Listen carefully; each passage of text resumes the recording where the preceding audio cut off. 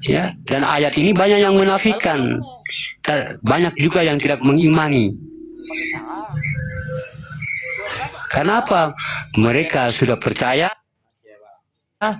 Tuhan di sana, aku di sini, dan Tuhan itu tidak kelihatan. Memang Tuhan itu tidak kelihatan, ya. Memang Tuhan itu tidak kelihatan, ya, tidak kelihatan, tidak kelihatan. Nah, memang Tuhan itu tidak kelihatan. Kalau seumpamanya tidak kelihatan, lalu bagaimana kita memuji kebesarannya tuh? Bagaimana? Seumpamanya tidak kelihatan, lalu manusia itu datangnya dari mana? Bagaimana kita memuji kebesarannya kalau tidak kelihatan? Bagaimana kita memuji bahwa manusia itu ciptaan Tuhan? Tidak akan bisa. Kenapa? Tidak akan muncul, tidak akan ada nama, tidak akan ada zat, tidak akan ada nur, tidak akan ada alif, lam, lam, ha. Kalau memang Allah itu tidak kelihatan. Kalau memang tidak kelihatan, lalu dari mana nama itu? Dari mana nama itu? Makanya nama alif lam lam ha itu dikaji yang sudah terjadi, yang sudah ambil pada yang sudah terjadi. Pembuktian namanya, ya. Nah, contohnya ini begini ya. Saya lagi, ini sebenarnya sama dengan roti tadi, ya, roti atau angin lah, angin ya. Angin itu tidak kelihatan. Buktinya apa? Buktinya saya merasakan saya ditiup. Nah, tadi saya berjumpa dengan orang lain. Buktinya apa? Ini saya dikasih. Nah, dia harus ada pembuktian. Begitupun juga alif lam lam ha. Ya, ada nama berarti ada wujud. Kalau nggak ada, kalau nggak kelihatan, lalu dari mana nama alif lam lam ha ini? Ya, makanya Allah turunkan alif lam lam ha ini bukan untuk disembah. Awaludin marifatullah, awalnya agama mengenal Allah. Ya, dia tidak mengatakan awaludin marifatulillah. Awal agama mengenal Tuhan. Ya, kenapa? Kita tidak bisa langsung. Ya, tidak bisa kita langsung, harus lewat pemahaman. Pemahaman yang mana? Semua pemahaman dalam Al-Quran, semua ada dalam alif, lam, lam, ha. La ilaha illallah itu dari alif, lam, lam, ha. Asyhadu anna ilaha illallah wa asyhadu anna Muhammadar Rasulullah itu alif, lam, lam, ha. Makanya dikaji alifnya, alif tersirat, alif aftar, alif ba'dal, tunggal, wahid, pokoknya kajiannya banyak. Nah, dikaji lagi lamnya, mana lamnya? Sebagai alam sifat, alam zat, alam sir. Nah, mana lam keduanya? Batin. Batin mana batinnya? Anfas, tanafas, nufus. Ini luas. Mana hanya tentang zatnya? Nah, zat kuna, ya. Nah, mana zatnya tuh? Ada zat yang jatuh kepada alam, ada zat yang jatuh kepada diri. Nah, setelah kita paham dalam pemahaman alif lam lam ha ini, kita akan dipertemukan wujudnya. Ya, dipertemukan wujudnya. Oh, berarti saya selama ini dipahamkan hanya bertemu dengan wujudnya.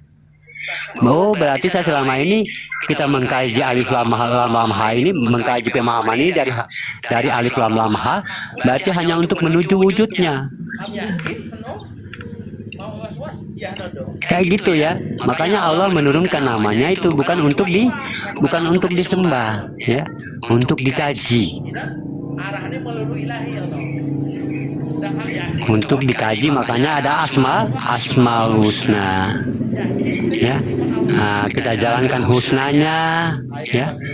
Udah jalankan husnanya, ini kabla mutu anta mutu, baru kita dipertemukan asmanya, tentang pemahaman kajian tentang batin-batin, tentang sir-sir, tentang wujud-wujud. Oh, berarti sir itu ini ya, wujud itu gini ya, batin itu gini ya. Nah, lama-lama kita diperlihatkan wujudnya. Kenapa? Semua tidak keluar dari pembahasan kajian diri. Ya, tidak keluar dari pembahasan kajian diri. Awaludin Marifatullah itu ya. Man arofa nafsahu faqad aroha rabbahu.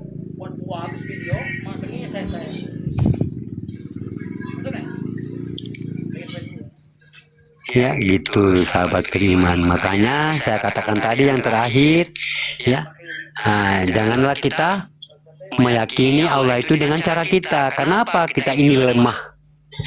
Ya, kita ini tidak ada dan daya dan upaya. Makanya jangan kita berpikir dengan cara kita sendiri kekuasaan Allah itu. Ya. Dengan cara berpikir yang mana? Dengan cara pikir yang sudah diamanatkan, yang sudah disampaikan. Itu yang cara pikirnya, yang sudah diamanatkan, yang sudah disampaikan, apa yang sudah dikatakan oleh Al-Quran. Kita tinggal hanya menjalankan. Ya. Kalau kita masih ada sifat keraguan-raguan dalam Al-Quran, ini tidak jadi. Ya. Padahal Al-Quran sudah menyatakan di dalamnya tidak ada keraguan-raguan lagi. Tapi kalau kita masih merasa ragu, berarti kita masih berpikir dengan diri kita, diri kemanusiaan. Ya, masih berpikir. Makanya begitu juga kebesaran Allah ya, kebesaran Allah. Jangan kita berpikir tentang diri kita, ini tidak mungkin nih. Ya. Tapi yakinlah sesungguhnya kita itu bisa. Dengan cara Dia, kita itu mampu. Dengan cara Dia. Kenapa? Allah kan maha kuat. Masa kamu mengatakan kepada kodratnya tidak mampu? Ini kan kodratnya ini. Kodratnya itu bukti kebesarannya. Masa kamu mengatakan tidak sepantasnya begitu kan? Karena Allah itu maha kuat. Makanya seperti Umi Kasanova yang dialami tadi. Dia hanya percaya kepada bagaimana tentang Allah itu. Dia pasti yakin bisa. Bisa. Makanya jangan kita sekali-sekali mengatakan diri kita itu makhluk ya. Jangan sekali-sekali kita mengatakan diri kita itu makhluk ya, tempatnya dosa. Ya, itu kita sudah menghinakan kodratnya. Ya. Makanya tidak pantas kita ini mengatakan diri kita ini dari air setetes mani, karena memang itu tidak wajar. Karena kita ini innalillahi. Innalillahi apa? Dari Tuhan kembali kepada Tuhan. Bukan kita yang Tuhan itu, bukan kita yang artinya, bukan kita belajar menjadi Tuhan. Ya. Tapi memang ini kodratnya Tuhan. Makanya kalau ada yang menafikan pemahaman ini, berarti dia masih merasa nyata. Ya. Kalau ada yang menafikan pemahaman ini, berarti dia masih merasa nyata di dunia itu. Dia masih berkeyakinan Allah di sana, aku di sini. Makanya dalam tauhid, dalam marifat, kemana-mana saja walaupun kita keliling dunia, itu semua membahas tentang diri. Makanya kalau kita masuk ke dalam itu tidak artinya kalau kita masuk ke dalam, sudah mampu masuk ke dalam, itu yang kita ketemukan adalah ketenangan. Ketenangan jiwa ya. Karena itulah yang dimiliki oleh Allah ya, ketenangan ya, kedamaian. Makanya bagaimana Ali bin Abi Thalib mengatakan sesungguhnya manusia itu akan datang masa untuk berkesendirian. Ya, akan datang masa seseorang itu dalam berkesendirian. Kalau manusia sudah dalam kesendirian, sudah memproses dirinya dalam berkesendirian, itu sudah mulai bertafakur. Ya. Dia sudah mencari Tuhannya dalam kedamaian itu.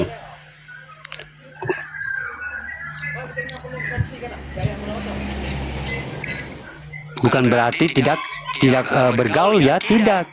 bukan tidak artinya tidak menyapa, tidak. Ya. Tapi kebanyakan dia berkesendirian.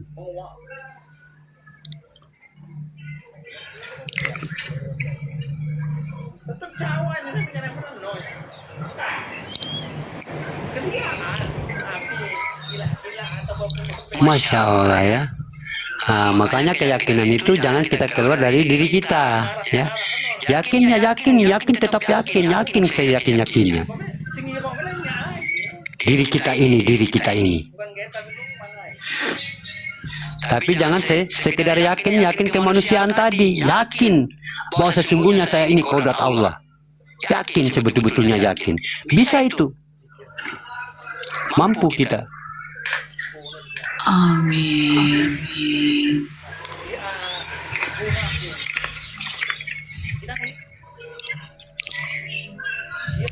Makanya kadang-kadang ujian turun, kadang-kadang cobaan turun, ya itu sebenarnya bukan cobaan dan ujian datang dari Allah, tapi kita menempatkan diri kita pada manusia. Ya, mungkin itu salah satu karmanya bahasa, mungkin itu salah satu karmanya telinga, mungkin itu salah satu karmanya melihat, mungkin itu salah satu karmanya berbicara. Ya, kita tidak sadar menanam karma itu di zaman dahulu, mungkin di 10 tahun kemarin, sehingga kita memanen, ya mungkin sudah 10 tahun hingga terjadi apa-apa pada diri kita. Kita lupa. Ya Allah, kenapa begini-begini? Padahal kita tidak sadar.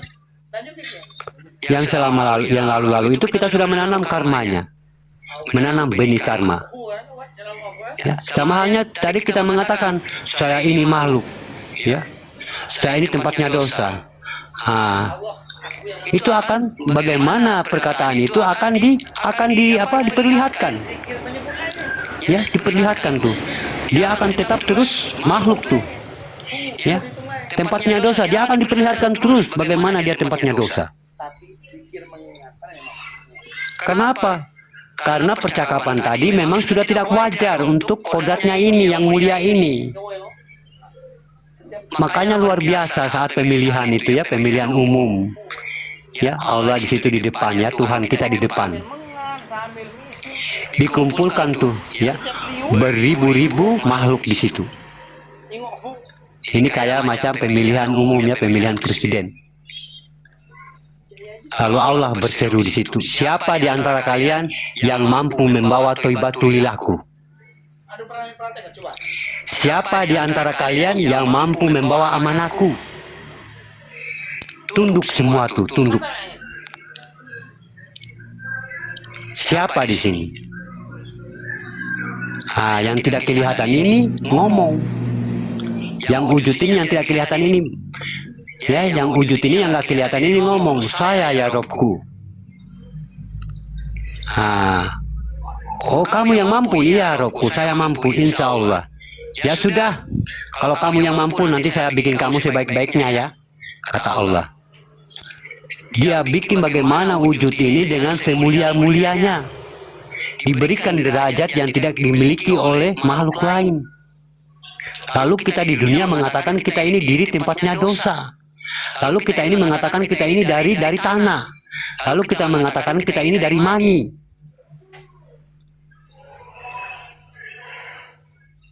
Padahal Allah sudah bagaimana dia menyempurnakan kita, memuliakan kita sehingga ruhnya, dirinya sendiri dia meniupkan kepada tubuh kita itu. Itu kemuliaannya, makanya derajatnya itu lebih tinggi daripada kita. Malaikat, jin, iblis, ya, lebih tinggi manusia, makhluk, binatang, semua lebih tinggi. Lantas kamu di dunia mengatakan dirimu seenaknya, menilai kodrat-kodratnya. Makanya kalau kita melihat kebesaran Allah dengan secara kasat mata, coba lihat, masuk di laboratorium atau masuk di ruang rumah sakit tuh, lihat patung manusia tuh di dalam rongga-rongganya. Entah di situ berapa juta, ya, berapa juta urat-urat, otot-otot manusia yang dirangkum untuk menghidupi manusia. Itu sama halnya kalau kabel-kabel kusut itu nggak ada bandingannya dibanding urat-urat otot-otot manusia tuh. Ya, nah itu dibikin sebaik-baiknya. Kalau makhluk itu, kalau dalam binatang itu dia kehidupan, bukan yang hidup. Ya, dia hanya pancaran. Dia hanya pancaran tentang bagaimana pancaran dari Nur Muhammad. Itu kehidupan itu. Ya, pancaran dari kita ini semua. Makanya dikatakan kalau bukan engkau Muhammad tak akan ada langit dan bumi. Nah, itu pancaran kita dari kita tuh, pancaran. Ya. Pancaran dari kita sehingga mereka itu ada. Makanya dikatakan mereka adalah kehidupan. Kita yang hidup. Makanya kita ini adalah nafas, bukan yang bernafas. Kenapa dikatakan kita ini nafas? Nafas itu adalah batin. Kita inilah batinnya Allah. Makanya berbeda dengan makhluk lain. Makhluk lain itu bukan batinnya Allah. Mereka itu bernafas, mereka itu hayat. Kita ini hayun, ya. Kita ini adalah hayun.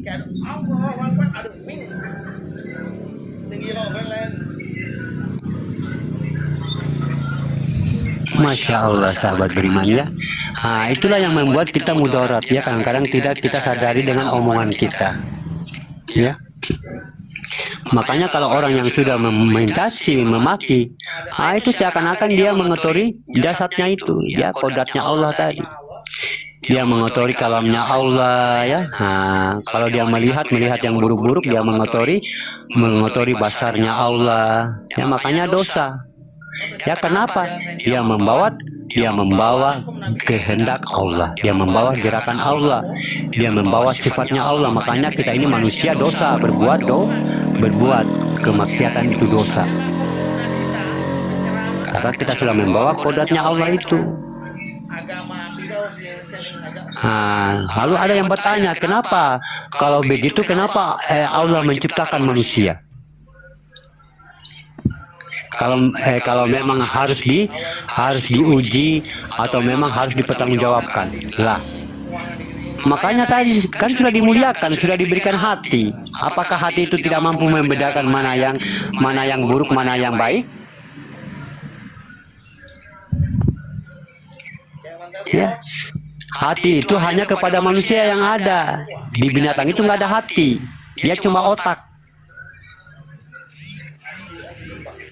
Otak dia mampu berpikir tapi tidak punya hati. Makanya hati itu bukan di kepala. Ya, hati itu di kolbi yang tidak dimiliki oleh hewan. Ya. Ada kalanya, wih, masya Allah hewan itu ya, gorila itu ada hatinya juga ya. Bukan hati, pikiran itu.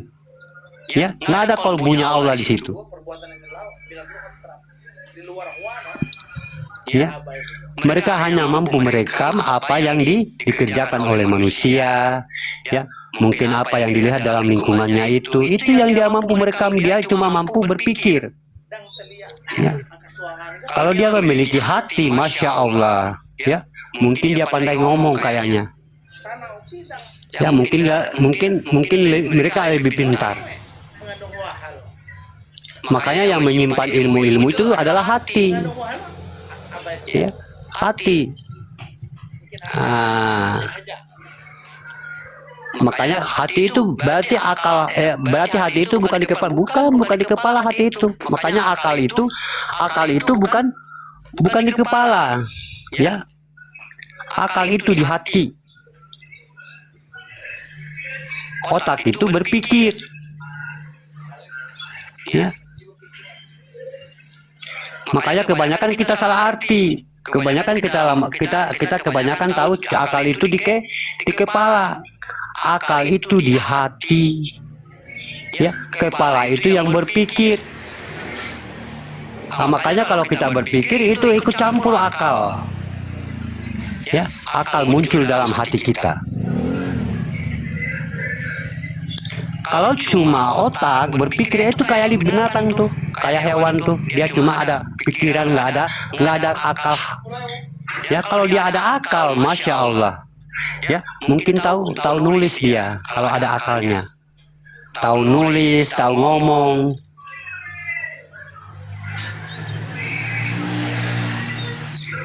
Makanya kalau orang yang sudah berbicara sedemikian yang buruk-buruk, berarti itu tidak ada lagi akal hatinya, atau dikatakan akal hatinya tadi artinya akal yang sehat kalau dalam bahasa ilmunya, atau secara rasional, ya. Makanya akal hati itu, hati nurani kita ini tidak bisa bertolak belakang dengan pemahaman yang dipahamkan, ya. Begitu ya.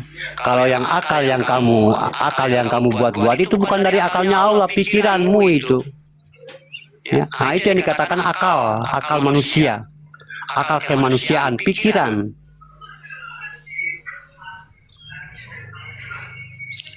Itu bedanya, ya, bedanya dengan kita hawan. Ya, makanya sahabat beriman, ya.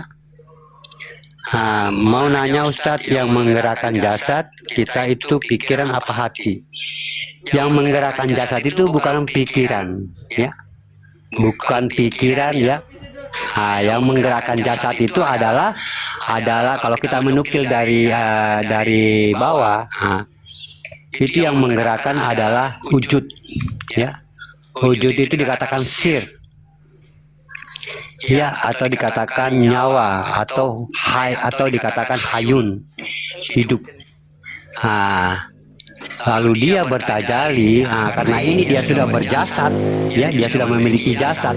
Ya, ini kan mula-mula nggak ada apa-apa nih, ya. Mula-mulanya dia kosong nih, nggak ada jasad, nggak ada apa-apa. Ya, itu dia belum memiliki nama. Setelah dia berkodrat dengan alasnya tadi, ya, apa alasnya? Nafas, anfas, nufus, diwadi, mani, kam. Itu alasnya semua. Sehingga dia berjasad, sehingga dia bertajali menjadi, artinya dia bertajali berkodrat pada zat. Ya, zatnya apa? Zat ini jasad kita, ya. Zat ini dia sudah berkodrat, artinya nyawa ini sudah dia bertajali pada zatnya. Zat ini artinya ini jasad kita, ya, badan kita ini. Dan dia bersifat, berarti dia sudah bertingkah. Dia bertingkah. Jadi yang dikatakan hati itu adalah batin, ya. Dan wujud ini dia memiliki sir-sir yang paling banyak. Dia memiliki batin-batin yang paling banyak, ya, termasuk hati tadi. Hati ini kolbi, ya, kolbi. Itu lapisan naf dalam sir tadi, dalam wujud tadi, ya, lapisan-lapisan. Jadi yang menggerakkan inilah, bukan artinya bagaimana kita bergerak ini, ya, karena kehendak dia, ya, kehendak dia. Makanya manusia ini bergerak dengan kehendak dia. Di situ kita dengan perantara yang Jibril tadi. Kalau kita masih berbahasa hakikat, ya, dengan Jabarul tadi. Jabarul, Jibril ini yang selalu mengartikan apa yang kita lakukan. Inilah Jibril ini yang dikatakan akal, ya. Akal yang berkehendak ini yang dikatakan hati, ya. Makanya kalau dia sudah berkehendak, itu dikatakan kolbu, ya, yang berkehendak tuh. Saya mau ingin makan sesuatu, itu hati, kolbu, ya. Tapi kolbu ini dia cuma hanya berkehendak, tapi tidak menghidupkan, ya. Dia tidak artinya membuat kita ini bergerak. Yang membuat kita bergerak adalah yang tadi yang saya katakan, yang wujud tadi. Wujud tadi ini melahirkan sesuatu batin-batinnya. Batin-batinnya termasuk kolbi-kolbinya, ya. Termasuk hati, ya. Itu barkuba jantung itu juga. Jadi ini yang berkehendak, yang bergejolak itu adalah hati, ya. Yang bergejolak, yang berkeinginan itu adalah hati. Tapi tidak mungkin kita ingin sesuatu, ya. Contohnya gini, kita lagi duduk-duduk, tiba-tiba saya mau pengen makan itu. Itu gejolak, ya, hati, atau dikatakan gejolak kolbu. tidak mungkin ada kalanya kolbu ini artinya tidak mungkin ada kalanya jasad ini langsung berdiri tuh, langsung mengambil sesuatu yang dikehendaki. Ya, tidak mungkin dia langsung spontan berdiri mengambil sesuatu itu. Berarti yang menggerakkan adalah sifatnya tadi. Ya, afalnya yang menggerakkan atau fiilnya yang menggerakkan. Dia cuma kolbi ini dia cuma berkeinginan ataunya artinya gejolak. Dikatakan kolbi, gejolak. Ya, gejolak. Atau dikatakan jiwa yang saya katakan tadi yang awal ya. Jiwa dalam sistem kemanusiaan, dalam sifat kemanusiaan. Makanya kalau gejolak ini kalau kita memeliharanya, sahabat beriman, dia akan baik. Tapi kalau kita tidak mampu memeliharanya, dia akan menjadi nafsu. Dia akan menjadi nafsu, ya, lawama, ya, nafsu, pokoknya macam-macam. Tapi kalau kita menjaganya jiwa ini, gejolak ini, dia akan menjadi jiwa-jiwa mutmainah, baik. Inilah hati. Ya, inilah kolbu. Ya. Berarti yang menggerakkan jasad itu wujud af'al Allah, sedangkan hati, kolbu menggerakkan keinginan ya. Iya. Ya, makanya tadi saya katakan ya, setelah sempurna kejadiannya, kalau sudah sempurna kejadiannya berarti di situ di dalam sudah ada sifat ya, sudah ada zat, tapi belum af'al, belum fi'il, belum gerak. Ya, sudah ada zatnya tuh, mana zatnya? Kodratnya jasad. Ya, sifatnya mana?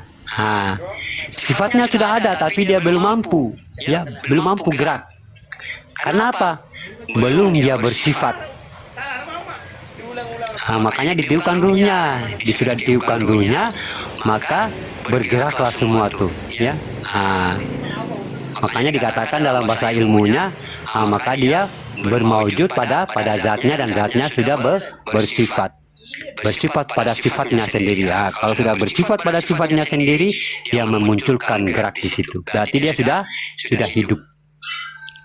Ya, walaupun kalau dia tidak ada yang menggerakkan tadi, itu dia belum dikatakan hidup. Kalau belum ada afal ini, atau dikatakan hayat ini, atau dikatakan hayun ini, atau yang dikatakan hidup ini. Jasadnya sudah ada, ya. Makanya Nabi katakan bersabda, sesungguhnya kamu jangan memikirkan zatnya Allah. Ya, zatnya Allah itu luas, tidak bisa kita pikirkan. Inilah yang dimaksud, ya. Karena apa? Zat itu ada dua, ya, zat kuna dan zat kunal. Zat kuna jatuh kepada alam semesta, dikatakan ruh, ya. Zat kuna itu kepada manusia. Zat kunal jatuh kepada alam, ya. Alam ruh namanya ya. Jadi alam-alam ini, alam-alam semesta ini itu semua ruh, semua zat itu ya, zat. Makanya tidak mati mereka ya, tidak mati. Mereka hidup, pohon, langit, matahari, ya, semua alam-alam ini tidak mati, tidak ada yang mati. Angin, air, ya, itu tidak ada yang mati. Batu, tanah itu tidak ada yang mati. Itu dikatakan zat kunal yang terjadi, atau dikatakan fayakun. Yang zat kunahnya kepada kita, yaitu zohir bagi diri kita yang menjadikan yang terjadi ini.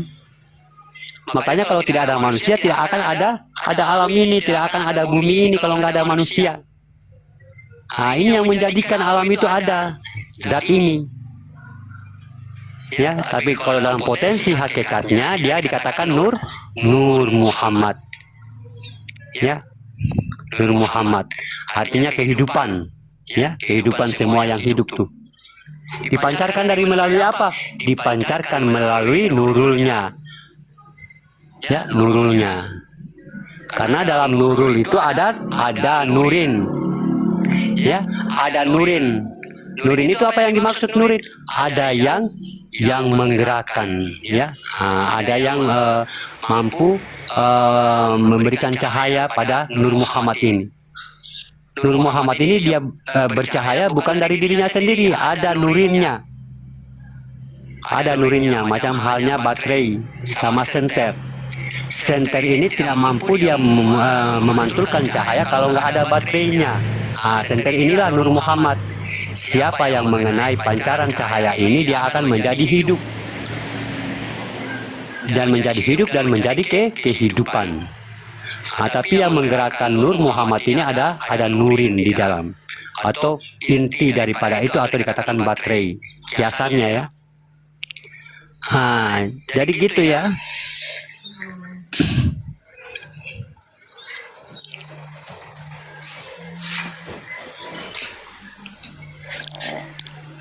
Kang hamba tolong jelaskan wujud rahasia dan pangkal rahasia. Rahasia itu banyak ya, saya katakan tadi. Ada pisiri ya, banyak rahasia tuh ya. Tapi yang diajarkan dalam tauhid bagaimana tentang hanya dalam rahasia ya. Rahasia di dalam rahasia. Mana rahasia di dalam rahasia? Fisiri itu apa yang dikatakan fisiri? Fisiri itu batin. Itu rahasia bagi kita ya. Fisiri. Atau dikatakan kolbi tadi, atau dikatakan hati tadi, kolbi. Itu siri bagi diri kita. Ya. Ada yang dikatakan pizat. Pizat apa? Rahasia, sir rahasia bagi Allah. Inilah adalah tubuh kita atau jasad kita. Makanya kalau dikatakan rahasia dalam rahasia berarti jasad dengan kolbu, dengan kolbi ya, dengan kolbi. Itu pangkalnya tuh, ya, hanya itu ya. Rahasia bukan berarti rahasia yang tidak kelihatan ya. Rahasia Allah ini dengan rahasia manusia beda. Rahasia bagi Allah adalah kodrat. Kodrat itu apa? Kita nih, jasad nih, ya, kodratnya nih. Ini rahasianya. Dan rahasianya bagi Allah adalah kolbunya, ya, hatinya. Itu.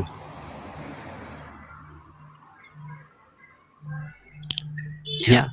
Itu rahasia bagi, makanya dikatakan dalam kutsinya Allah, sesungguhnya manusia itu sirku dan aku adalah sirnya manusia, atau dikatakan aku adalah rahasianya manusia dan aku dan manusia adalah rahasiaku. Ya, kenapa dikatakan rahasianya Allah adalah diri kita? Karena Allah tidak memandang kepada wajah kita. Ya. Allah tidak mandang wajah kita, ya. Allah tidak mandang baju kita. Allah tidak mandang jenggot kita. Allah tidak mandang gelar kita. Ya. Allah tidak mandang apa-apa kita, hanya Dia memandang di kolbinya. Ya, kenapa? Kolbi ini tidak mampu berdusta, tidak akan pernah berdusta. Hati manusia itu tidak akan mampu berdusta. Dia hanya memandang di situ tuh, mau ikhlas tidak ikhlas, dia hanya mampu memandang di kolbu. Makanya dikatakan kolbu baitullah mukminin. Ya, sesungguhnya kolbunya Allah itu adalah batin-batinnya orang-orang yang sudah mukminin. Ya. Zatku ini tidak akan mampu ditampung oleh alam semesta, kata Allah. Tapi mampu saya berdiam atau bertempat kepada kolbu-kolbu yang orang yang mukminin. Bukan bertempat itu ya, ini bahasa ini ya, bahasa ilmu. Maksudnya dia artinya tidak jauh dari itu ya, dari orang-orang yang memiliki hati-hati yang memang mampu ditempati oleh Allah. Dia hanya memandang di situ tuh, dia tidak memandang bagaimana banyak ilmu kita, tidak. Dia bagaimana memandang, tidak. Dia tidak memandang bagaimana perbuatan kita, amal kita, tidak. Allah tidak memandang di situ. Makanya seruan pemahaman ini bagaimana perbuatan itu sampai kepada Dia. Ya. sampai kepada rasa tadi, sampai kepada rasa yang sesungguhnya, biar Allah yang melihat rasa itu.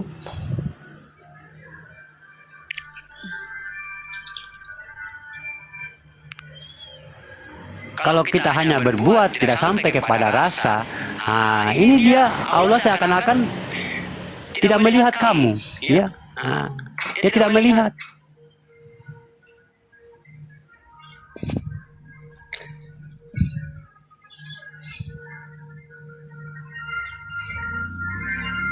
Jadi harus bagaimana Muhammad yang berbuat, Ahmad yang dipuji.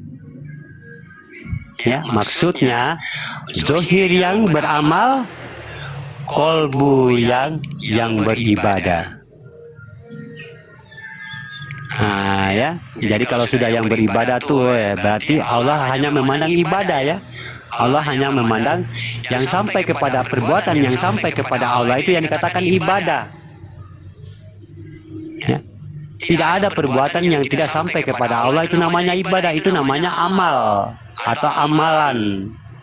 Makanya dikatakan amalan ini yang tidak sampai kepada Allah. Itu amalan. Tapi karena kita bagaimana harus kita menjadikan dia adalah amal ibadah. Makanya dikatakan amal ibadah. Ya, zohir yang berbuat tapi sampai ke dalam, dijadikanlah ibadah. Jadi zohir yang berbuat, Muhammad yang berbuat, Ahmad yang dipuji.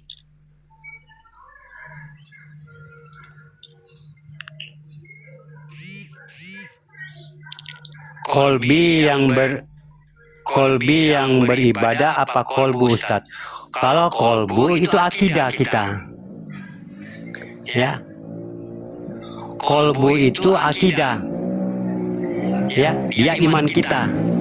Dia bentuknya dia daging, ya. Daging dan segumpal daging yang berdarah. Ini hati, ya. Hatinya manusia, bukan hatinya Allah, ya. Kalau hatinya Allah itu kolbi. Kolbi dengan kolbu beda. Kalau kolbu kepada manusia, itu hati yang berdarah. Itu kolbu, ya. Itu akidah kita tuh, ya. Tentang bagaimana, tentang adab-adab kepada orang lain, ya. Bagaimana tentang kasih sayang kepada orang lain, ya. Bagaimana, pokoknya itu hati kita, hati yang berdarah tadi. Kalau hatinya Allah ini artinya kolbi bagi diri kita adalah hatinya Allah itu. Ya, sebenarnya memang Allah itu tidak memiliki hati, ya, cuma ini dalam rangka kita memahamkan biar kita lebih paham. Ya, Allah itu bukan apapun, ya, bukan tidak artinya tidak bisa disebut, tapi dalam rangka memahamkan. Jadi kita sholat itu bukan dengan hati kita, ya. Kita sholat bukan dengan hati kita. Kalau dengan hati kita, semua akan bisa sholat dengan hati, ya. Sholat dengan kolbi tadi, ya.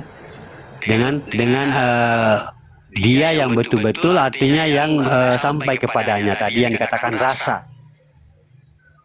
Ya. Kalau hati kita menetapkan hati kita di situ, nanti kita takutnya bagaimana sifat kemanusiaan kita campur di situ, karena itu adalah makhluk, ya. Gitu. Ya, dalam sholat itu bukan hati kita, ya, tapi memang artinya rasa itu yang menguasai diri kita yang sholat. Bagaimana, ya, kalau saya utarakan ini, ya, kayak gitu, ya.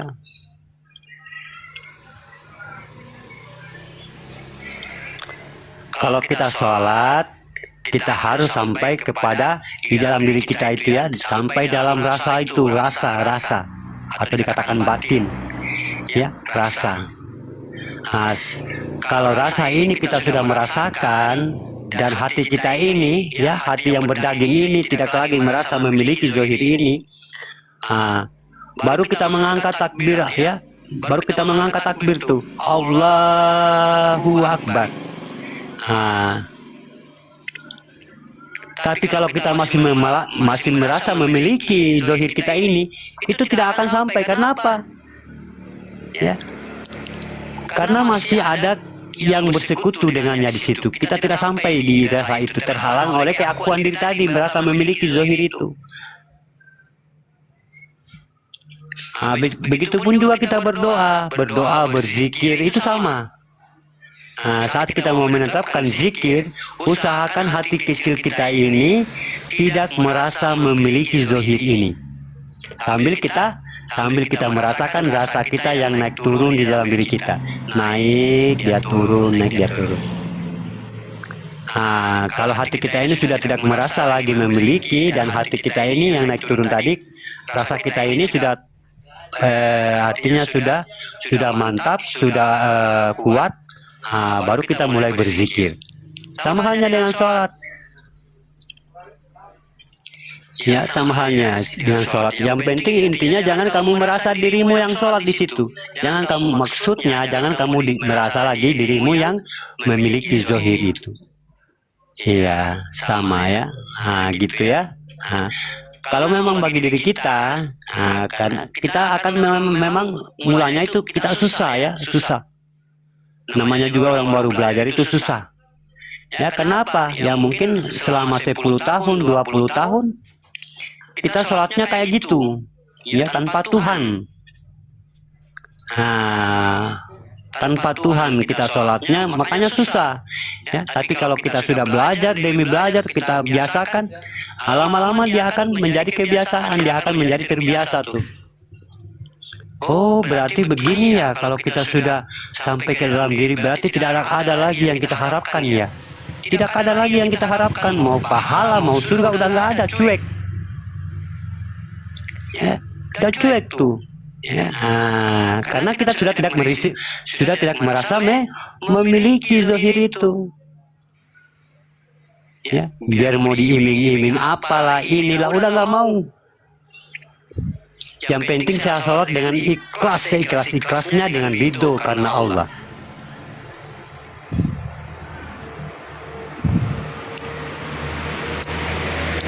Makanya juga begitu membantu orang lain, ya, atau kita lagi menolong orang lain.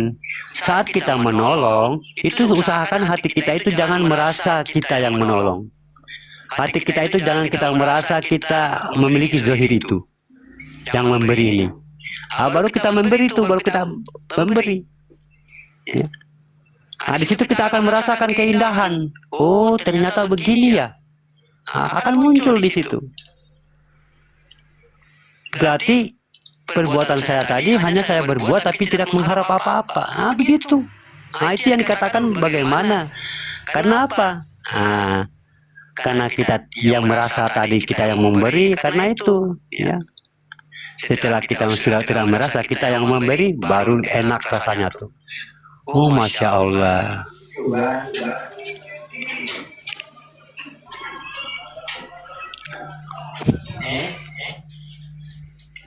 Alhamdulillah.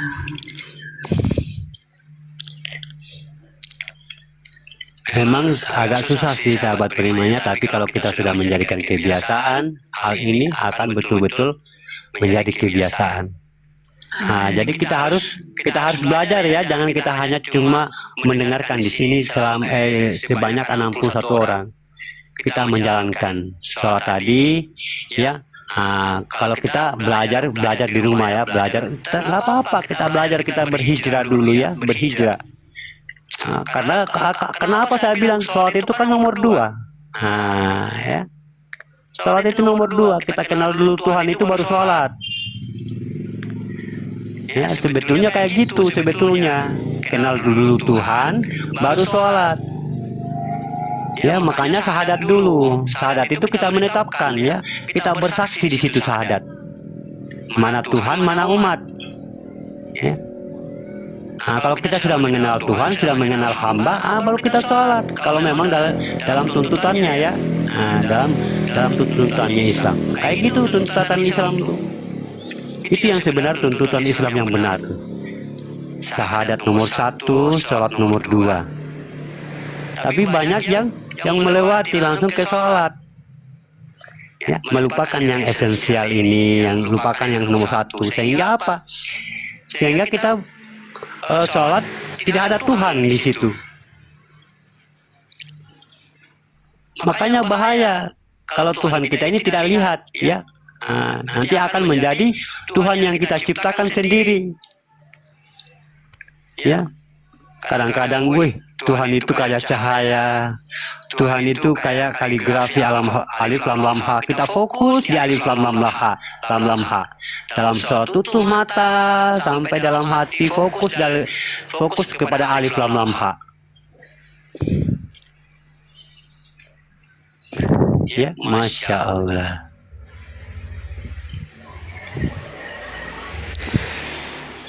Berarti Ustadz, perbuatan baik jangan kita merasa kita yang berbuat, tapi keburukan kita berbuat, gitu kah?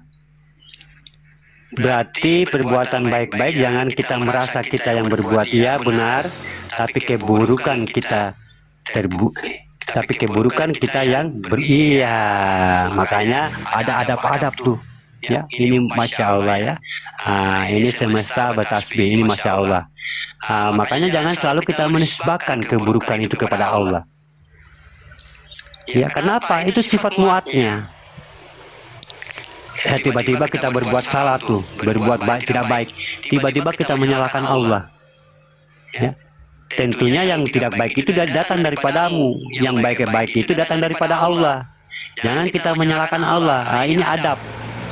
Kan saya sudah katakan, Allah itu kan maha baik. Makanya kalau kita mengatakan dia dalam posisi yang tidak baik, ini dia begitu tuh, dia begini sampai menghilangkan nyawanya gara-gara Allah. Itu tidak baik. Karena Allah tidak sekeji itu, ya, dia membuat manusia kayak gitu. Ya, kita harus melibatkan kepada itu sebenarnya perbuatan manusia itu sendiri. Inilah adab, ya. Tapi kadang-kadang kita apa? Kadang-kadang kita dia beginilah, dia begitulah, saya miskin tidak begini gara-gara Allah, takdirnya Allah. Semua dikambing hitamkan Allah.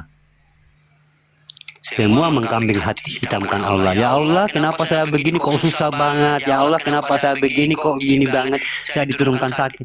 Semua Allah. Ya Allah, kenapa saya diturunkan ujian? Ya Allah, kenapa saya diturunkan cobaan? Saya tanya, apakah ada di Asmaul Husnanya Allah itu maha cobaan? Allah itu maha cobaan, Allah itu maha ujian, Allah itu maha buruk, Allah itu enggak ada kan? Allah itu maha benar, maha penyayang. Iya, enggak ada. Enggak ada.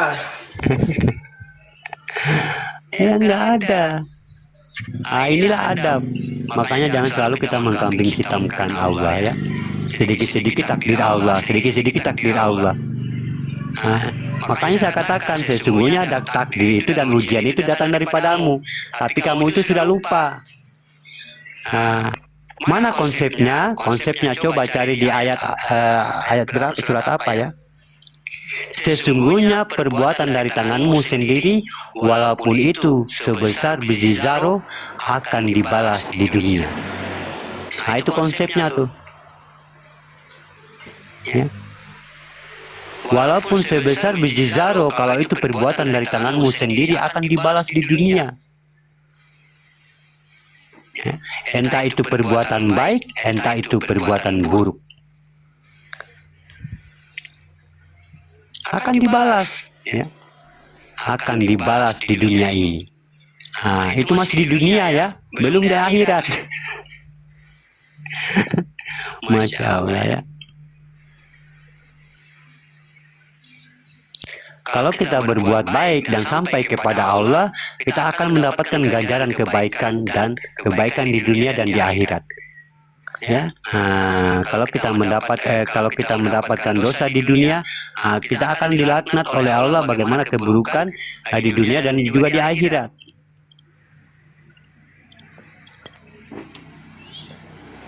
Ya, bukan berarti kenapa sih harus kebaikan harus sampai kepada Allah? Kan dosa, kalau kita berbuat dosa nggak sampai kepada Allah. Berbuat dosa kenapa tidak dihapus di dunia saja ini? Kenapa tidak putus? Kenapa harus dibawa-bawa di neraka? Jawabannya adalah karena kamu itu membawa kodratnya Allah dalam berbuat keburukan. Nah, kalau dalam sisi kebaikan, karena kita kan ada ini nih, sifat keakuan, makanya dia mengadakan dirinya dengan saringan maha dalam posisi kebaikan, karena manusia sudah memiliki keakuan tadi. Ya. Nah, kalau dalam posisi perbuatan maksiat atau keburukan, itu memang kamu dari kesalahannya kamu membawa jasadnya atau zohirnya. Tapi dalam perbuatan kebaikan, mungkin kebaikan itu kamu membawa keakuanmu. Makanya dia harus betul-betul menyaringnya.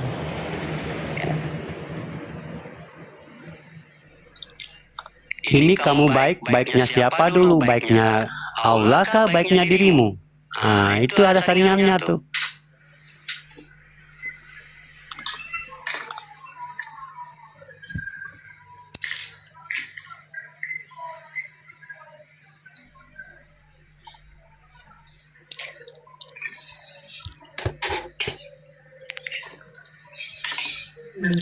Mungkin ada yang mau bertanya, silakan. Mungkin ada yang mau bertanya, silakan. Mungkin di bawah. Assalamualaikum, waalaikumsalam, Bang Ozi. Alan, tidak ada yang bertanya, Alan? Itu tangannya Alan kenapa? Lanjutkan. Amin, amin, amin. Aman yang kegedean.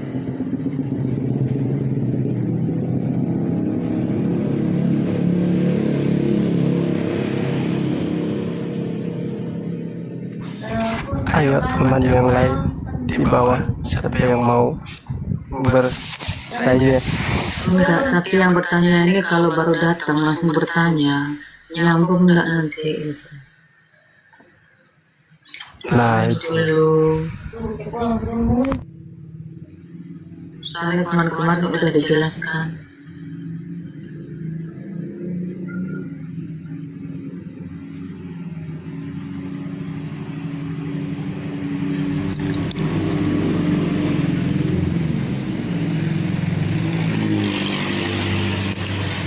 Bang Ustadz, cara untuk mengenal Tuhan itu sendiri lewat apa dan bagaimana? Lewat kabla mutu antar mutu ya. Ini mengenal dulu ya. Awaludin Marifatullah, ini mengenal. Ya, kita mengenal dulu. Jangan dulu kita menetapkan ya. Jangan dulu kita melihat, mengenal dulu. Masya Allah ya. Ya memang harus begitu ya. 888 ini. Ya. Awaludin Marifatullah, artinya kita mengenal dulu ya. Kalau kita masih dalam tahap belajar, kita harus mengenal dulu ya. Mengenal dengan cara bagaimana? Mengenal dengan kabla mutu anta mutu. Dengan kita cara mematikan diri kita ya. Kalau untuk kita mengenal, nanti kalau kita sudah belajar mematikan diri kita, nanti kita akan paham di situ sebenarnya siapa yang berbuat ini. Karena kita udah tahu ya. Mau mengenal nih, matikanlah apa yang ada di dalam dirimu. Apa yang dimatikan? Keakuan. Itu saja intinya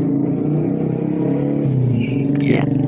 Kalau kita sudah mengenal, kita menjalankan yang 7 sifat sebagai 7 martabat Allah tadi yang dikatakan, yang saya jelaskan tadi, kodrat, iradat, samar, basar, kalam, hayat. Yang 7 ini jangan kamu merasa memiliki, jangan kamu merasa mengakui. Jadi yang dimatikan apa? Rasa memiliki. Ya, rasa memiliki. Ini kita matikan rasa memiliki ini. Ya, rasa memiliki. Kalau kita sudah merasa memiliki, ini pasti ada rasa kesombongan. Kalau ada rasa memiliki, pasti ada rasa iri, ada rasa dengki. Ya. Ada rasa iri kalau kita merasa memiliki. Contohnya apa? Contohnya kita berilmu ya. Ini kalau kita merasa memiliki ilmu ini ya, kodrat, iradat, samar, basar, kalam, ayat ilmu ya. Ini kalau kita merasa memiliki, berarti saya sombong di sini. Ya, karena ini datangnya ilmu dari saya. Ya. Tapi kalau kita tidak merasa memiliki ilmu ini datangnya dari Allah. Nah, kita matikan dulu itu. Ya. Nah, melihat bagaimana melihat, kita matikan dengan keakuan kita bagaimana cara melihat. Ya. Nah, jangan kita menilai karena kita melihat, jangan kita menilai seseorang karena hanya pandangan. Ya, jangan kita hanya memandang mereka, lepas itu kita tiba-tiba memvonis ya, mereka itu tidak baik. Ya, bagaimana dengan pendengaran? Ya, bagaimana dengan hayatnya? Nah, jangan kita merasa memiliki semua. Nah, ini sudah kita mulai mengenal ya. Kita ini di sini sudah dikatakan fana. Fana untuk belajar menuju bako. Ya, bako dikatakan bako. Bako bila, panasila. Panasila itu menuju pada diri yang fitro. Ya, fanasila menuju diri yang fitro. Nah, ini makanya dalam puasa ini yang dicapai. Ya. Ini yang dicapai. Kita pertahankan yang 7 ini dalam bulan Ramadan. Mempertahankan diri yang fitro. Atau dikatakan diri yang fitri, ya, diri yang suci. Nah, ya mengenal Allah begitu ya, qabla mutu anta mutu tadi. Nah, itu jalan yang awal ya. Awaludin marifatullah, awalnya diri mengenal, awalnya agama mengenal Allah.